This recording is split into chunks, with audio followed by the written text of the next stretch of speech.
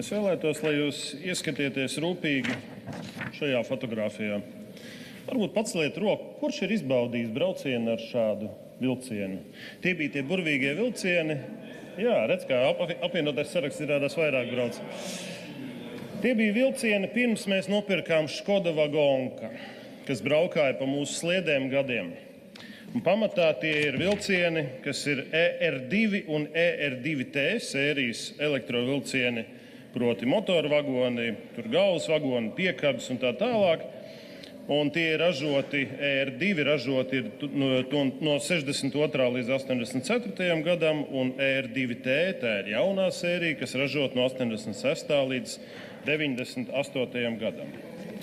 Un paceliet tagad rokas tie, kas ir bijuši Ukrainā un braukuši ar ukraiņu vilcieniem. Cik mums tādi cilvēki ir zālē? Ir cilvēki, vai ne? Krastiņkungs arī ir sēdējis vilcienam. Kāda apbrīnojama līdzība, tādi paši vilcieni. Mēs saņemam ziņas, lasām, redzam šīs bildes, viņas ir tūkstošiem internetā. Ka Krievi ar droniem spridzina katru dienu Ukrainas vilcienus. Daudz šīs bildes. Kramatorska, Sumi, praktiski visas vietas Ukrainā, kur ir sasniedzamība šiem te droniem. Un tā lieta ir tāda, ka Krievi to dara, tāpēc, ka vilcieni Ukraiņiem ir dzīvības līnija. Proti, tas ir absolūti kritiski svarīga infrastruktūra evakuācijā, medicīnai, loģistikai, militārai mobilitātei, ekonomikai. Un kāpēc Krievija spridzina šos vilcienus? Tieši tā iemesla dēļ, ka tas ir simbols Ukrainas brīvībai un dzīvībai. Kamēr šie vilcieni kustas pa sliedēm, kamēr ir vagoni, kas brauc, kamēr ir lokomotīvas, kas velk šos vagonus, tikmēr Ukraina spītīgi turas un demonstrē visai pasaulē un arī agresoram Krievijai, ka viņa nepadosies. Viņa kustās, viņa ir dzīva un viss notiek. Un te pretīm ir ziņas no mūsu valdības, no satiksmes ministrijas pagājušā gada rudenī, kad tiek organizēta izsole, lai pārdotu mūsu lokomotīvas un vagonus. Jums ir jauni. Izsolē kopumā tās ir 114 vienības. Gan šie vecie vagoni un lokomotīvas, gan arī modernizētie, kopā 114 vienības. Kāda ir cena? Cena ir katram vagonam zem 10 000, atsevišķām vienībām virs 10 000 eiro.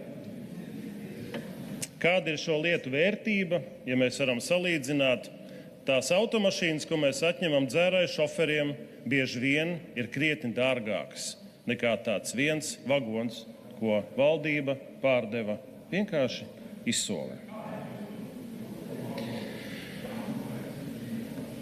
Un tā problēma ir tajā, ka es arī pirms 2 nedēļām, kad biju Ukrainā, es saviem kolēģiem uzdevu jautājumu, vai jūs zinājāt, ka mums ir šāda vagona?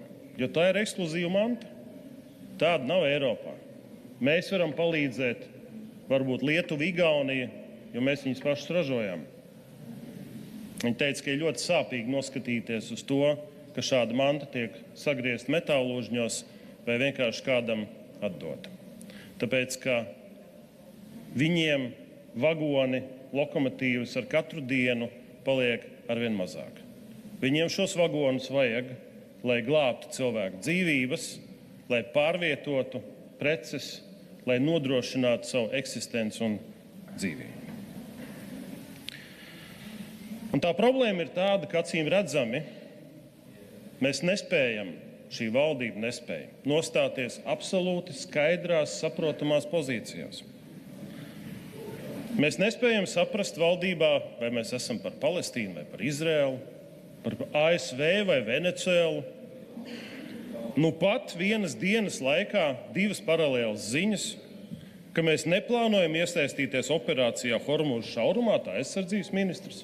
Paralēli tai pašā laikā premjera komunicē, ka Latvija nopietni izvērtēta ASV lūguma operācijā Hormūza šaurumā. Kādi ir mūsu principi un vērtības? Bet vismaz varbūt par vienu lietu mēs varam visi šai zālē vienoties, ka mēs esam par Ukrainu. Bet tā, ka mēs esam līdz galam par Ukrainu, un nevis tad, kad mums gribās pavicināt Ukrainas karogus un piespraust Ukrainas karodziņas un sirsniņas, bet tā, ka mēs esam gatavi ar viņiem cīnīties kopā. Un mums nav jācīnās kaujas laukā. Mums vienkārši ir viņiem jāpalīdz ar stratēģiskām lietām, kas viņiem ir vajadzīgas izdzīvošanai. Vai arī, kolēģi, mēs esam noguruši no kara un paši no savas brīvības. Un tā problēma ir acīm redzama tajā, ka Latvijas valdība redz lietu cenu un naudu, bet nesaprot un neredz lietu vērtību, jēgu un nozīmi. Mēs tirgojam, kolēģi, mūsu pašu drošību un brīvību par metāložņu cenu.